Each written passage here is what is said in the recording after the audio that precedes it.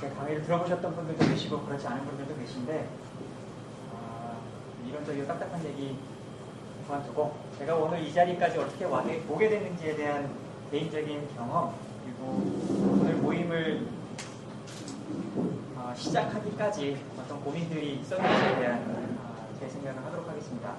사실 저 그리고 임진화 박사님, 박재현 대표님 포함해서 이렇게 세 명이 이 모임을 시작을 할 때 생각했던 두 개의 개념이 교육과 개발이죠. 근데 사실 이게 잘 화학적으로 결합될 수 있는 건지 그렇지 않은지 결합된다면 어떻게 해야 되는지 뭐 이런 논의들을 많이 했었습니다. 각자의 경험이 다르기 때문에 이에 대한 이야기가 조금씩은 다르지 않을까 하는 생각을 하게 됩니다. 얘기를 시작하도록 하겠습니다. 저희가 가졌던 세 가지 중요 발표 내용이 있습니다. 여기에 왜 교육과 개발을 고민을 하게 되는지, 그래서 뭘 할 건지, 어떻게 할 건지에 대한 고민입니다. 이에 대해서 저희가 아주 자세하게 이야기를 하지 않았기 때문에 각자의 해석으로 저희의 것을 해주시면 될 것 같습니다. 말씀드렸던 것처럼 제 이야기를 해야 되기 때문에 제가 이 자리에서 여러분들과 만날 때까지 제가 가졌던 큰 고민부터 시작해서 짧게 이야기를 하도록 하겠습니다. 저는 대학에 들어왔을 때 이제 벌써 20년이 조금 넘는 시간인데요.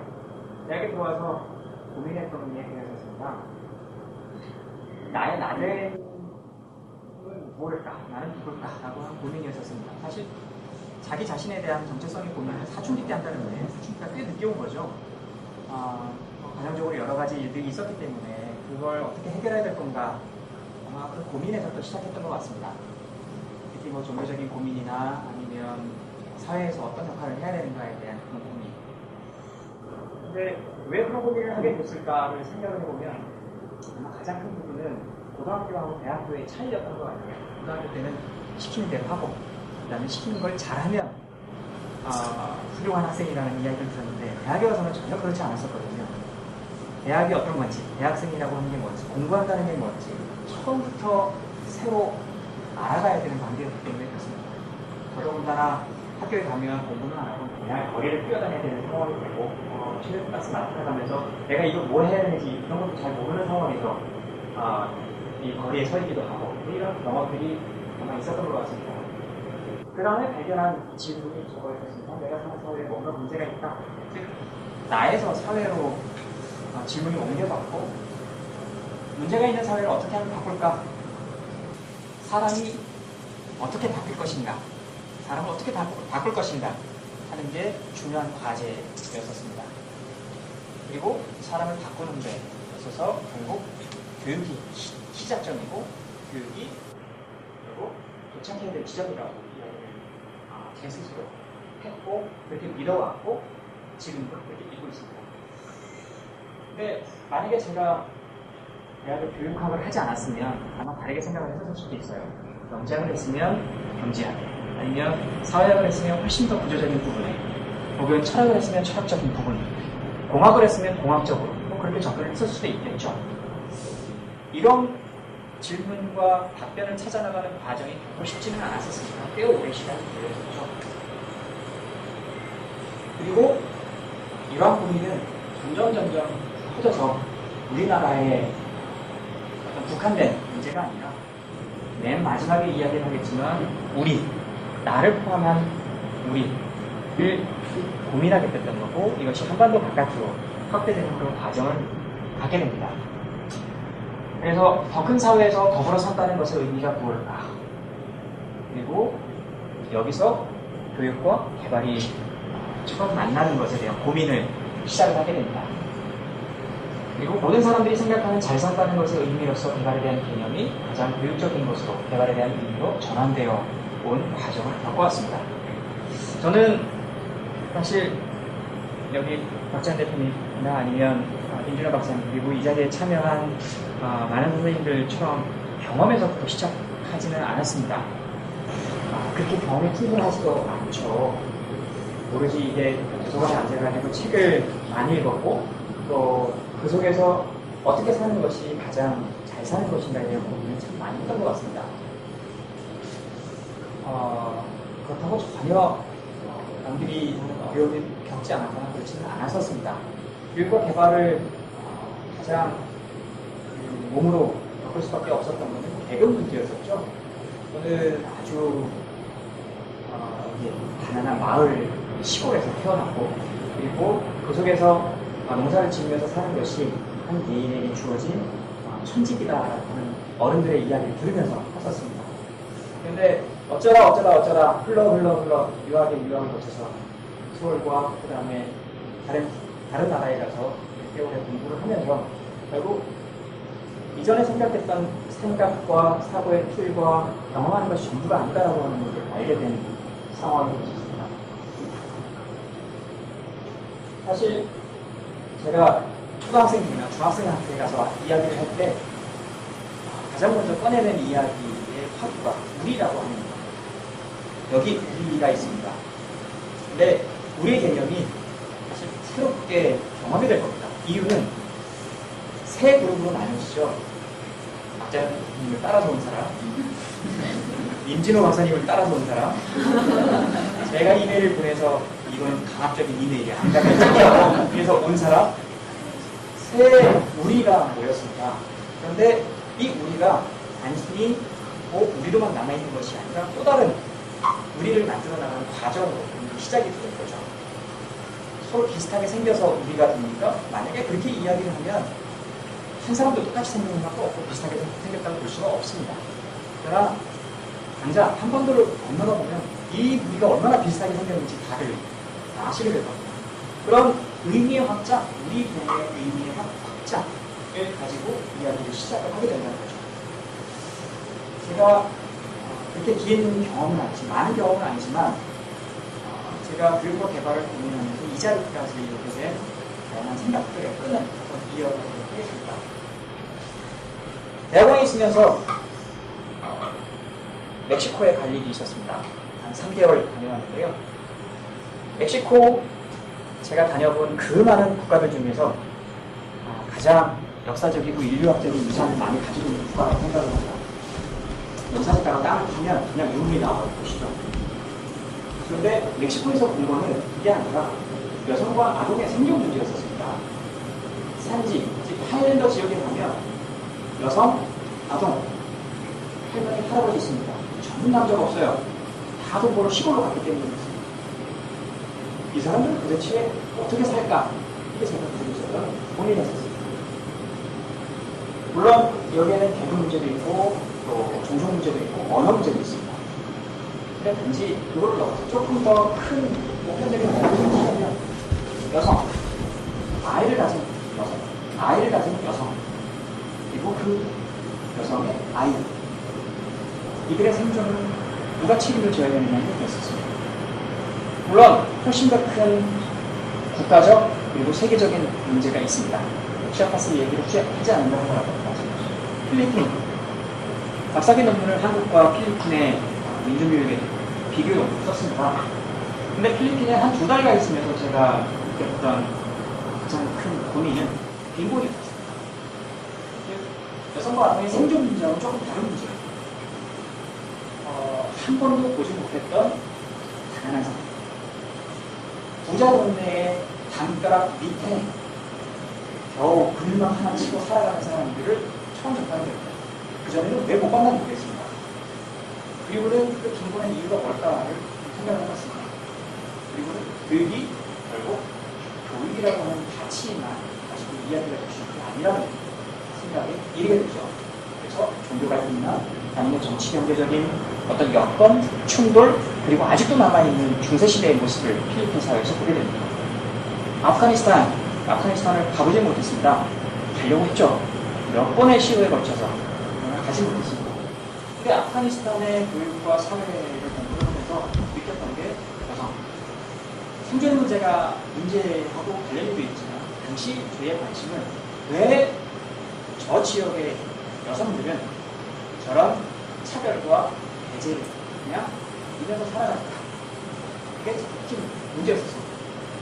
그리고 종교적인 신념이나 이런 것도 있겠지만 아직도 뼈저리게 남아있는 전쟁의 상흔 이런 것이 아프가니스탄을 꿰뚫고 있었다는 거죠.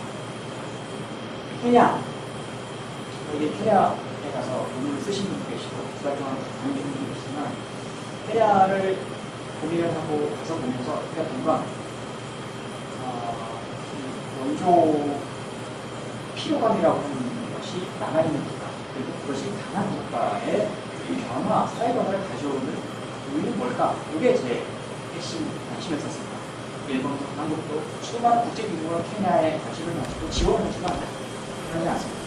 꽤 많은 사람들이 진지한 마음으로 케냐를 대하지만 케냐는 정말 가기 전에 국가들이 하나였습니다. 나이지리아에 두 번을 다녀오면서 가장 인상에 남았던 장면이 있습니다. 꽤 높은 지위에 있는 교육부 관리셨는데 얼굴에 세 개의 줄이 양쪽에 다 있었습니다. 너무 깊이 파인 상처여서 꽤 오랜 시기 동안 그런 상처를 안고 살아왔겠다는 생각이 들었습니다. 근데 중요한 건 그분만 그렇지 않다는 거죠. 몇몇 사람들을 보면 그런 상처가 꽤 깊게 남아있었습니다. 알고 봤더니 1960년대 말, 70년대 초 동족 분쟁에서 서로를 PR을 구별하기 위한 상처였던 거죠. 누구는 세 개를 묶고, 누구는 동그랗게 두 개를 묶고, 누구는 위에다 묶고, 그래야지 내가 네가 나를 적으로 혹은 아군으로 알게 될 상황에서 왜 그렇게까지 할 수밖에 없었을까? 교육을 넘어가죠. 이게 제가 가지고 있었던 고민이었었습니다. 우리는 사실 흑인들을 만나기 전에는 그분들이 어떤 삶을 살고 있는지하고 상관없이 검다라고 하는 색깔에만 집중을 하는 경향이 있습니다. 그때서야 그 사람들의 삶, 언어의 차이, 심지어 얼굴이 어떻게 다른지, 키의 분포는 어떤지, 이런 것까지 관심을 가지게 되는 얘기가 되는 것 같습니다. 부르키나파소, 여기에 다녀오면서 사실은 이 부르키나파소의 이 HIV 에이즈 감염률이 높은 여성들을 대상으로 프로그램을 진행을 하면서 생각했던 것은 보건이라고 하는, 건강이라고 하는 것이 우리가 어떻게 관련이 되느냐에 대한 관심이었었습니다. IT, 자연재해, 저는 지난 지진으로 IT에서 몇 명 죽었는지 사람들한테 묻습니다. 이거는 1만 명, 또는 2만 명, 20만 플러스 알파예요. 20만 명 정도 죽었을 거라고 추정을 합니다. 거기 인구가 얼마 안 됩니다. 20만 명이 죽었어요. 근데 혹시 지진이 일어나고 나서 죽은 사람을 어떻게 처리하는지 보셨습니까? 불도저로 그냥 밀어가지고 땅속에다가 파묻고 그냥 이게 산처럼 만들어버리고 끝입니다. 도대체 산다는 게 뭘까? 이걸 고민했습니다. 지금 인형처럼 죽은 사람의 몸뚱어리를 그렇게 땅속에 파묻는 모습을 보면서 그 속에서 우리가 잘 산다는 걸 고민을 하고 사람 됨을 고민한다는 게 도대체 무슨 의미일까 생각을 했습니다.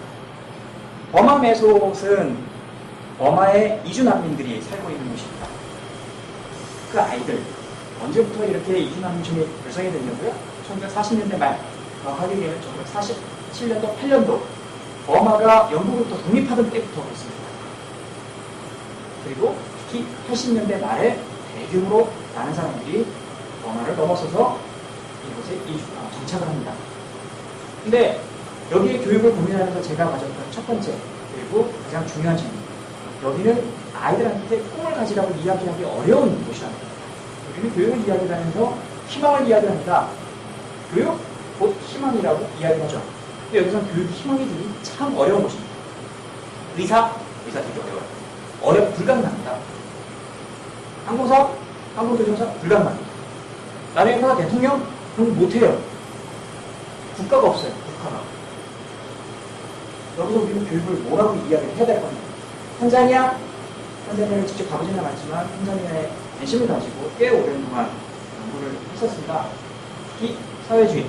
우리는 사회주의, 공산주의 하면 기본적으로 나하고 상관이 없는 이념 이렇게 이야기하지만 실제 탄자니아라는 국가를 생각을 해보면 얼마나 큰 교육과 개발을 잘 연결시켰던 사례일까를 알게 됩니다. 이런 국가들이 몇 개가 있어요. 근데 가슴 아픈 건 실패했다는 거예요. 실패했어요. 왜 실패했을까? 아니, 정말 이게 실패한 걸까? 이게 제가 가지고 있는 고민입니다. 기니비소 마찬가지입니다. 1970년, 74년 독립과 더불어서 수많은 분쟁을 겪고 얼마 전까지만 해도 쿠데타가 일어난 몇 년 전까지만 해도 쿠데타가 일어난 곳이고 여전히 쿠데타가 일어날 수 있는 그런 국가 중 하나입니다. 그러나 독립 당시에 어떻게 이 나라가 발전할 것이고 많은 사람들이 같이 살 건가를 고민했던 그 철학 속에는 저희가 오늘 교육과 개발을 고민하는 핵심 의제, 주제가 들어있다는 거죠. 가나는 지금 국제사회가 관심 갖고 있는 국가 중 하나입니다.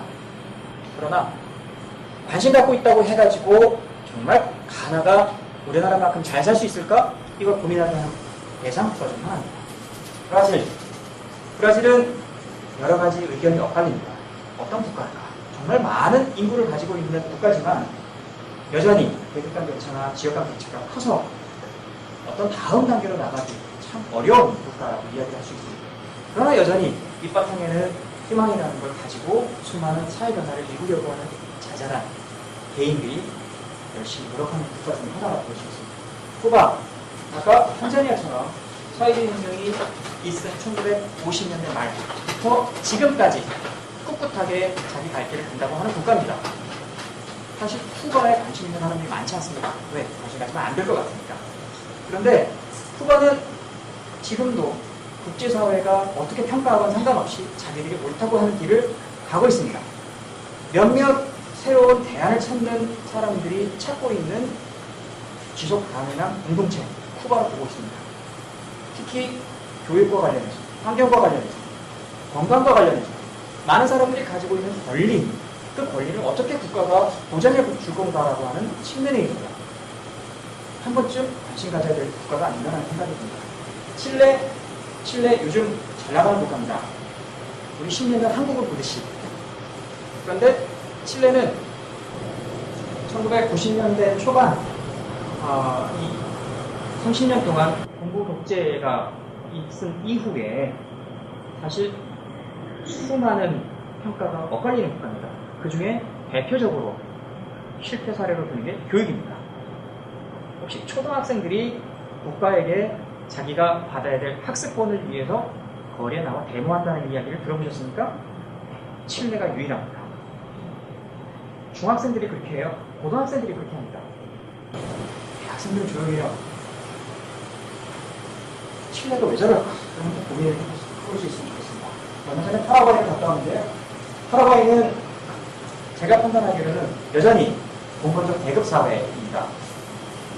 5%의 인구가 전체 85%의 땅을 가지고 있습니다. 즉 여전히 지주들이 존재하고 장원제, 공권적 장원, 영주들이 살고 있는 곳입니다. 이 점에서 잘 가르친다, 학교들의 역할을 이야기를 한다, 뭘 얘기를 해야 될까? 잘 모르겠습니다. 영감을 주었고 나름 이렇게 하는 것이 제대로 된 공부를 하도록 하는, 제대로 된 길을 가는 거야 라고 이야기를 해줬던 몇몇 책들이 있습니다. 그냥 제목만 보시면 될 것 같습니다. 희망교육, 대전에서 달라지는 생각, 개혁의 확산, 과정학술 교육, 개발교육, 자율수행 가르침, 몇몇 중요한 책들 적었습니다. 즉 제가 이 자리에서 너 여기 왜 왔어? 라고 하는 이 이야기를 물을 때 제가 말씀드릴 수 있는 제 삶의 경험의 어떤 이 길이죠. 그러나 지금 그것 때문에 무엇을 하고 있냐라고 보면 첫 번째, 교육이 뭡니까? 를 질문합니다. 사실 개발보다 저는 교육이 훨씬 더 중요하다고 이야기를 합니다. 교육은 나중에 이제 임재호 박사님 말씀하실지는 모르겠는데 교육은 개발의 한 영역입니다. 섹터에. 근데 저는 그렇게 생각하지 않습니다. 제가 이 모임의 이름을 델타라고 지을 때 Development in Education이 아니라 Development Educational. 원래는 Educational Development. 개발이 교육적이어야 된다는 게 있고 개발이 곧 교육이거나 교육의 한 부분이 기반이 되야 된다고 생각을 했던 거죠. 그게 제가 오늘 여러분들에게 앞에서 이유입니다. 더불어 잘 살아가기 위한 교육은 뭘까? 기존 개발 교육의 태도가 잘못된 건 뭘까? 이걸 위해서 우리는 뭘 만들어내고 어떤 부분에 잘 개입을 해야 될 건가? 그리고 이걸 누가 해야 될 건가? 라고 하는 생각들을 가지고 있습니다. 이제 우리는 교육을 정의하거나 아니면 개념화하거나 교육이 중요하다고 이야기를 할 때 그 가치를 내 안에서 찾기보다는 다른 사람들이 이야기하는 거에서 가지고 옵니다. 따라서 잘된 교육, 잘못된 교육 기준이 있습니다. 외부로부터 온 거죠. 저는 이 이미지를 우리가 만들어 나가야 된다고 생각을 하는 겁니다. 아마 이 모임이 궁극적으로 추구하는 바가 그거라고 저는 믿고 있습니다. 무엇을 할 것인가에 대한 서로 다른 처방들, 그리고 이 처방을 둘러싼 수많은 힘겨루기. 내가 지면 그냥 내 건 의미 없는 거죠. 가치도 없는 거죠. 국내 교육의 문제 대답 없습니다. 국제교육의 문제 더더군다나 이건 힘조차 없어요. 그러나 교육이라는 말이 단지 교육 섹터가 아니라 교육적이라는 말을 통해서 가치를 추구하는 일이고 개발을 둘러싼 가치와 관련된 논의를 이끌어간다면 훨씬 우리가 논의하고 이야기를 할 수 있는 것들이 풍부해지지 않을까 하는 생각이 듭니다. 그래서 어떻게 할 거냐? 저는 교육 효과성에 대한 교육적 분석, 즉 뭐가 효과적인 교육이냐, 뭐가 효과적인 개발이냐, 여기에 저희 목소리가 담겨야 된다고 생각을 하는 겁니다. 교육적 개발과 교육적 대응을 위한 교육 효과성 측정 방안, 즉 지표부터 시작을 해서 새롭게 만들어야 된다고 생각을 합니다. 다양한 가치가 반영된 교육에 대한 딴지거리, 혹은 개발이 곧 교육적 변화고 유기적 소통이고 문화적 존중이고, 그래서 곧 개발을 인간 중심의 사회적 진보라고 이야기를 할 수 있다면 이를 위해서 뭘 어떻게 해야 되는지에 대한 소통의 과정이 저희가 해야 되는 일이 아닌가라는 생각이 듭니다. 결론으로 아까 처음에 말씀드렸던 우리라고 하는 화두를 오늘 여러분들한테 던지고자 합니다. 단지 우리가 우리로 남아있는 것이 아니라 또 하나의 보다 큰 우리를 만들어 나갈 수 있다면 그것이 오늘 우리가 시작하는 이 첫 발걸음이 의미 있는 발걸음이 되지 않을까라는 생각이 듭니다. 마지막으로 한 가지만 말씀을 드리면, 교육을 뭐라고 정의해야 합니까? 라고 이야기를 할 때 교과서에 나와 있는 방식의 교육을 정의하는 것은 적절하지 않다고 생각을 합니다. 교육은 두 가지 기능이 있습니다. 철저하게 사회 구조에 적응시키도록 만드는 교육이 있습니다. 또 하나의 교육은 그러한 구조를 바꿔나갈 수 있도록 새로운 의식을 확장시키는 게 교육의 또 다른 기능이자 역할이라고 이야기합니다. 안타깝게 이 두 가지가 조합되는 경우가 거의 없습니다. 이 둘은 서로 싸웁니다. 지금도 싸우고 있어요. 대답이 없는 이유가 그것 때문입니다. 밀고 당기기를 하기 때문에 그래요. 아무리 좋은 말로 포장을 한다 하더라도 이 둘은 싸우게 되어 있습니다. 여러분들은 국제사회에서 아니 우리나라, 아니 다른 나라, 혹은 케냐, 수많은 다른 개도국이나 가난한 국가들을 생각을 하면서 어떤 교육을 생각을 하십니까? 그게 오늘 여러분들에게 던지면서 함께 찾아가자고 하는 제 질문입니다. 제 얘기는 여기서 마치도록 하겠습니다. 감사합니다.